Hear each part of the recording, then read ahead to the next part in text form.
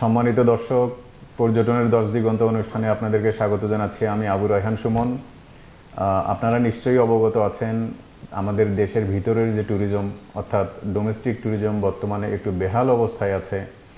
আমরা জানি Saint Martin November থেকে খুলে দেওয়ার কথা ছিল, কিন্তু আজ পর্যন্ত খোলা হয়নি। আবার নানা ইস্যুতে, নিরাপত্তার ইস্যুতে বিগত বেশ কিছুদিন যাবৎ পাহাড় পর্যটন বন্ধ ছিল। সব মিলিয়ে আমাদের ডোমেস্টিক পর্যটন খুব একটা ভালো অবস্থায় আছে ঠিক এই মুহূর্তে বলা যায় না। তো আজকে আমাদের ডোমেস্টিক ট্যুরিজমের বিস্তারিত বিষয়াশয় নিয়ে কথা বলার জন্য আমাদের মাঝে উপস্থিত আছেন ট্রাভেলার্স ডায়েরির স্বত্বাধিকারী ওয়াহিদুদ্দিন ভাই। ওয়াহিদুদ্দিন, আপনাকে স্বাগত।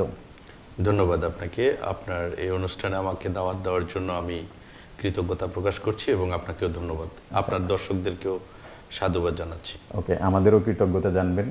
তো আজকে আপনার কাছে আমাদের প্রথম প্রশ্ন যেটা হবে, আপনি দীর্ঘদিন যাবৎ পর্যটনের সাথে জড়িত আছেন, পর্যটন বিজনেস করছেন।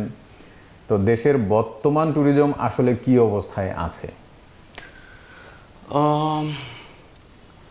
আসলে আমরা তো এখন ট্যুরিজম বেচা কিনা করে খাই। আমরা ট্যুরিজম যোদ্ধা বা বোদ্ধা যাই বলেন। হ্যাঁ, আপনি যথার্থই বলেছেন শুরুতে যে বাংলাদেশের পর্যটন ডোমেস্টিক, আসলে ডোমেস্টিক বললে আমি সাথে যদি আরেকটু ইনক্লুড করি সেটার ইনবাউন্ড ট্যুরিজমটাও আসে, যেহেতু আমাদের দেশের ডিএমসি কোম্পানিগুলো ট্যুরিজমটাকে এক্সপ্লোর বা এক্সপোজ করার জন্য কাজ করছে। তো আমরা যদি বাংলাদেশের ইতিহাস থেকে বা বাংলাদেশের জন্ম থেকে আমরা যদি হিসেব করি, সেই তুলনায় আসলে আমরা, এটা সত্যি কথা যে আশানুরূপ আমাদের ট্যুরিজম খুব বেশি এগোয়নি। সেটারও অনেকগুলো কারণ আছে। তারপরেও আমি একজন পজিটিভ মানুষ, আমি কিছু ভালো দিক দেখি। সেটা হচ্ছে হলো, আপনি যদি গত 15 বছরের দিকে তাকান, তাহলে কিন্তু গত 40 বছরে যতটুকু ডেভেলপ হয়েছে বিশেষত ট্যুরিজমে, মানুষের কনসার্ন বা ট্যুরিজম করতে মানুষের যে আগ্রহ এবং ইকোনমিক্যাল, সোশিও ইকোনমিক্যাল কনটেক্সটে, এগুলো অনেক বেশি পজিটিভলি আমি দেখি। কারণ বাংলাদেশে নতুন নতুন ট্যুরিজমের দ্বার উন্মোচিত হচ্ছে এবং নতুন নতুন জায়গা এক্সপ্লোর হচ্ছে। এবং আসার কথা হচ্ছে হলো, আমাদের অনেক ইয়াং ফেলোরাও কিন্তু ট্যুরিজমে আসছে, এই ইন্ডাস্ট্রিতে। এটা একটা খুব গুরুত্বপূর্ণ পয়েন্ট। এটা আমাদের আসার কথা। তো সেই জায়গা থেকে আমি বলবো যে আমাদের কিন্তু সামনে, আমরা যদি আসলে আমরা কোথায় নিয়ে যাব, এটা আমাদের পলিসি মেকার এবং জিও এনজিও, গভর্নমেন্ট এবং গভর্নমেন্ট এবং নন গভর্নমেন্ট কম্বাইন্ডলি কাজ করে আমরা আসলে কোথায় নিয়ে যাব সেটার উপর ডিপেন্ড করছে। আমরা পেছনের দিকে না তাকিয়ে আমরা সামনের দিকে যদি দেখি, তাহলে আমি খুব ভালো কিছু দেখি। তবে আমাদেরকে সেইখানে চ্যালেঞ্জগুলো নিতে হবে। আচ্ছা, তো আপনি পিছনের দিকে তাকাতে আগ্রহী না, তো আমিও সামনের দিকেই তাকাতে চাই। তবু একটা আপনার কাছে জানতে চাই যে পৃথিবীর প্রায় সবগুলা শহরে পর্যটকদের জন্য আলাদা বাস সার্ভিস আছে সিটি ট্যুর করার জন্য মূলত, কিন্তু আজ পর্যন্ত বাংলাদেশে এটা হয়নি। যদিও ওটা আবার পিছনের কথাই বলা হলো, তো আপনি কি সামনের সম্ভাবনা দেখেন যে এরকম শীঘ্রই সম্ভাবনা চালু হতে পারে? আমার মনে হয় আপনি ঢাকার কথা, আমি ঢাকার কথাটাই বলছি। ঢাকা, আমরা জানি ঢাকা পৃথিবীর অন্যতম একটা ঘনবসতিপূর্ণ শহর। আমাদের এটাকেও মাথায় রাখতে হবে। এখানে ইট পাথরের ডেভেলপমেন্ট কিন্তু হচ্ছে, অনেক র্যাপিডলি হচ্ছে, কিন্তু সেই তুলনায় পর্যটনের আসলে ওইভাবে কোনো স্পেসিফিক পর্যটনকে ফ্লারিশ করার জন্য ওইভাবে আসলে আপনি যেটা বলছেন যথার্থই। তো এটার কয়েকটা কারণ আছে। আমি যদি কারণগুলো দুই একটা কারণ অ্যাড্রেস করি, এটা প্রথমত হচ্ছে হলো আপনার আমাদের যে ঢাকার যে ট্রান্সপোর্টেশন, ঢাকায় যে পরিমাণ পপুলেশন, কোন স্ট্যাটিস্টিক বলছে যে 3 কোটিরও বেশি। আচ্ছা আচ্ছা, হ্যাঁ, এটা একটু বিতর্কিত ব্যাপার। হ্যাঁ, এটা বিতর্কিত। তা আমরা যদি তার থেকে লেসও ধরি, বাট আমাদের তো ওভার পপুলেশন, ঢাকায় হিউজ পপুলেশন, ঠিক। তো সেইখানে আসলে ঢাকার মধ্যে আমাদের হয়তো ক্যারাভ্যান থাকতে পারতো, আমাদের যে আইকনিক সিম্বলগুলো, যেটা হচ্ছে হলো স্পেশালি এটা নিড ফর ফরেনার, অর্থাৎ ইনবাউন্ড ট্যুরিজম ডেভেলপমেন্টের জন্য আপনার এই মেট্রোপলিটনের যে কালচার হেরিটেজ, ঢাকার যে 300-400 বছরের বয়স, আপনি এগুলোকে যদি পৃথিবীর বিভিন্ন ট্যুরিস্টের কাছে অ্যাট্রাকটিভলি না দেখাতে পারেন, তাহলে তো ট্যুরিস্ট আসবে না। সেই জায়গা থেকে এটা আমাদের অনেক স্কোপ আছে, এটা ডেভেলপমেন্টের অনেক স্কোপ আছে। কিন্তু এটাও ঠিক যে আমাদের ঢাকায় যে পরিমাণ ট্রাফিক, প্রতিদিন আপনার মানুষ, অফিসগামী মানুষ, কর্মের বের হয় এবং ঘরে আসে, এর মধ্যে আসলে ট্যুরিস্ট বাস আসলে বা ট্যুরিস্টের যে ভেহিকলসগুলো এগুলো Okay. ভাবে তৈরি হয়নি। এটা হয়তো আপনি অতিরিক্ত জ্যাম, অতিরিক্ত জনসংখ্যা এটা একটা এগুলো কারণ। হয়তো বলছেন। তো আমি খেয়াল করলাম আপনি বললেন যে বিদেশি ট্যুরিস্ট, ফরেন ট্যুরিস্টের ক্ষেত্রে, তো আমাদের দেশের ভিতরে যারা আছে, মূলত যারা ঢাকার ভিতরেও আছি, তাদের জন্যও তো এরকম একটা সার্ভিস থাকতে পারতো, একটা ডে প্রোগ্রাম, একটা সিটি ট্যুর, এরকম কোনো কিছু, যাতে আমাদের নাগরিক জীবনে হয়তো স্বস্তি আসতো এরকম। এটা যথার্থই বলেছেন, এটাও চমৎকার একটা প্রশ্ন যে আপনি যখন পৃথিবীটাকে চোখ মেলে দেখার আগে তো আপনার পারিপার্শ্বিক, Right. আপনার সারাউন্ডিংস, আপনার নিজের সম্পদগুলো দেখার দরকার হ্যাঁ, আছে। ওই যে রবীন্দ্রনাথের আর কি, যে দেখা হয়নি চক্ষু মেলিয়া মেলিয়া, ঘরতে শুধু দুপা পারিয়া। জি, কি আপনি বলবেন? তো আপনার হচ্ছে হলো এইটার আপনি আরেকটা কথা এনেছেন ডে ট্যুরের বিষয়টা। Yes. তো আমরা ইতোমধ্যে আমরা যদি দেখি যে ডে ট্যুরের কিন্তু আসলে অনেকগুলো স্পট ইতোমধ্যে তৈরি হয়েছে বাংলাদেশে। এখন আমরা মূল যে জায়গাটা ছিল এই দুইটো প্রশ্নেরই মধ্যে আমার মনে হয় আপনি যেটা জানতে চেয়েছেন বা যেটা ফোকাস করেছেন সেটা হচ্ছে হলো transportation system for the specific ট্যুরিস্টের জন্য, dedicated to the tourist. Right.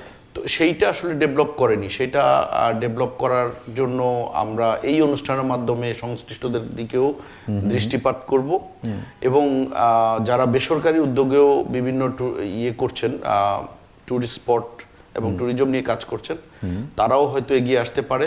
তবে সেই ক্ষেত্রে আমার মনে হয় উইদিন ঢাকা সিটি, এখানে সিটি কর্পোরেশনের একটা বড় রোল আছে। আর আমাদের ট্রাফিক সিস্টেমগুলো মনিটরিং করে সেটাকে যদি সিস্টেমেটিকভাবে করা যায় তাহলে এটা ডেভেলপ করা যাবে। আদারওয়াইজ আপনি কয়েকটা টুরিস্ট বাস নামিয়ে দিলেন, টুরিস্ট ভেহিকলস নামিয়ে দিলেন, কিন্তু সেটা রান না আসলে কোনো করলে তো কাজ আসলে হবে না। এটা হলো ঢাকার ভিতরে, ঢাকার আশপাশের যে রিসোর্টগুলো, এগুলো বোধহয় মানুষ ব্যক্তিগত উদ্যোগেই বেশি যায়, নিজের গাড়ি বা এরকম, যেহেতু একটা পাবলিক ট্রান্সপোর্ট বা এরকম এটার একটু সংকট রয়েছে। তো এই জায়গাটা কিভাবে দেখছেন? এটা তো একটা ট্রান্সপোর্ট সিস্টেম বা প্যাকেজ একটা তো থাকা দরকার।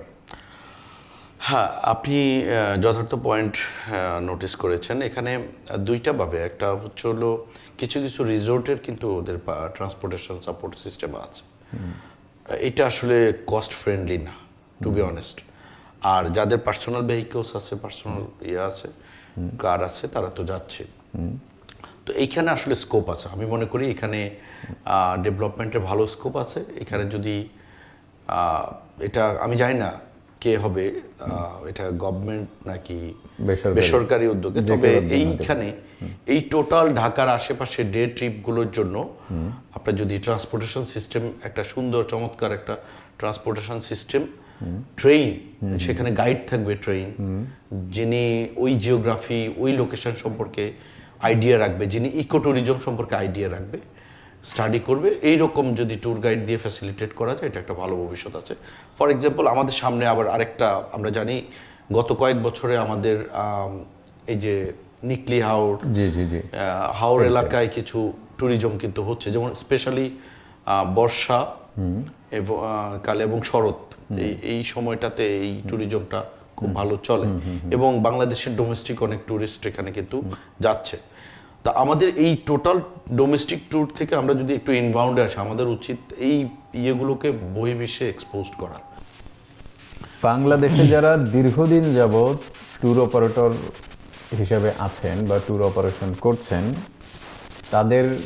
তাদের অনেককেই তো আমি চিনি, তারা কিন্তু খুব বেশি ফাইন্যান্সিয়ালি যে খুব বেশি অনেক উন্নতি করে ফেলছে এমন আমার কাছে মনে হয় না। মানে তুলনামূলক অন্য বিজনেসের সাথে তুলনা করি সেই হিসেবে, তারপরেও ইয়াংদের একটা বিরাট একটা অংশ দেশের ট্যুরিজমে জড়িত হয়ে গেছে। মানে তারা হয়তো টাঙ্গুয়ার আওয়ারে হাউসবোট বানাচ্ছে, সাজেক যেটা বললেন যে ওখানে তারা পাহাড়িদের সাথে যৌথভাবে রিসোর্ট গড়ে তুলতেছে। তো এটা তো নর্মালি হওয়ার কথা না, কিন্তু তারা এটা হয়ে গেল। এটাকে আপনি কিভাবে দেখছেন? আপনি এটা তো আমি তো বিরাট পজিটিভলি দেখার স্কোপ আছে।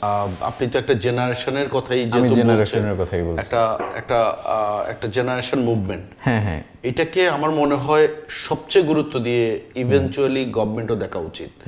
কারণ আপনার বাংলাদেশের ইতিহাস কি বলে, ইয়াংরা যেদিকে মুভ করছে যে কোনো ইস্যুতে, বেশিরভাগ ক্ষেত্রেই সেই জিনিসটাই কিন্তু সফল হয়েছে। তো এই যে ইয়াংরা, আমরা তো এটাই চেয়েছি, আমাদের বছরের পর বছর ধরে আমাদের তপস্যা কিন্তু তাই ছিল যে আমাদের ইয়াংরা এই ট্রেডটাকে ভালোবাসুক, এখানে আসুক।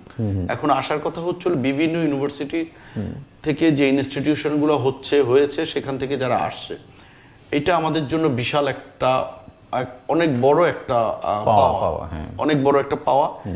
এখন হলো আপনি এটাকে ধরে রাখতে পারবেন কিনা, এটা হলো বিষয়। তো এই যে তারা আসছে স্ব-উদ্যোগে, নিজেরা উদ্যোক্তা হয়ে আসছে, আমাদের মাননীয় প্রধান উপদেষ্টা বলে উদ্যোক্তা হও, আগের ইয়েরাও চাকরি না খুঁজে চাকরি দাও, এটা কিন্তু মানে সহজ কথা না। তো এটা অনেক বড় একটা বিষয়। আমি খুব জিনিসটাকে নিয়ে আশাবাদী। তবে এই ক্ষেত্রে এদেরকে প্রপারলি গাইড করা, নার্সার করা, সাপোর্ট দেওয়া, সেই ক্ষেত্রে আমি বলবো যে প্রণোদনার ব্যবস্থা থাকা উচিত।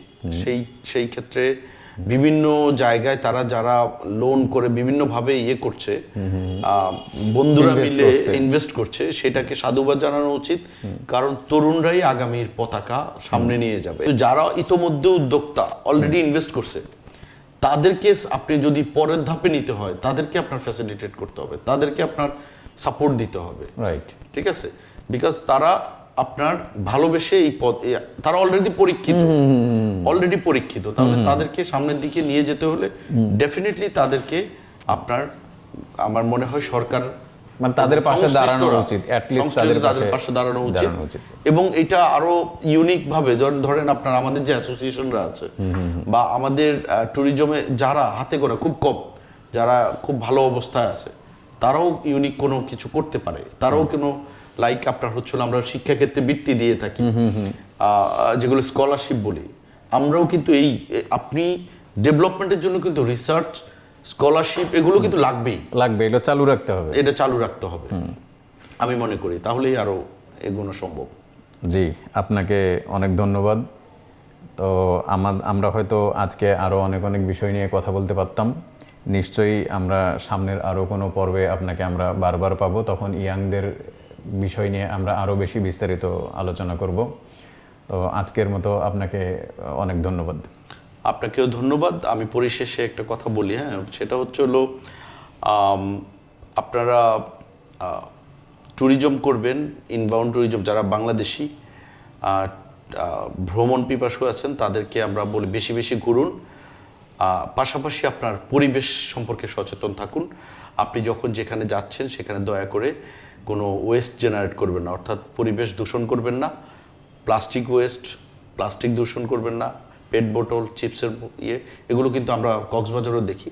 এই বিষয়গুলো আপনি একজন করে যদি সচেতন হই, তাহলেই কিন্তু আমাদের ডেভেলপমেন্ট সম্ভব। জি, থ্যাংক ইউ। তো সম্মানিত দর্শক, আমাদের ওয়াহিদ ভাই বললেন, আপনারাও শুনলেন। আশা করি আপনারা কোথাও ঘুরতে গেলে সেখানকার পরিবেশ রক্ষা করতে নিজেরাই উদ্যোগী হবেন, কারণ আমাদের পরিবেশ আসলে তো আমাদেরকেই রক্ষা করতে হবে। আমরা যদি আজকে পরিবেশ ও পর্যটন দুটোই রক্ষা করে চলতে পারি, তাহলে আমাদের সামনেও পর্যটনের ভবিষ্যৎ অ্যাটলিস্ট ভালো হবে।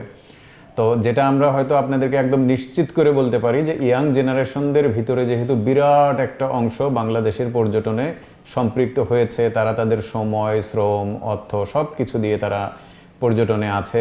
আশা করি বাংলাদেশের পর্যটন ঘুরে দাঁড়াবেই, এই আশাবাদ ব্যক্ত করে আজকের অনুষ্ঠান এখানেই শেষ করছি। খোদা হাফেজ।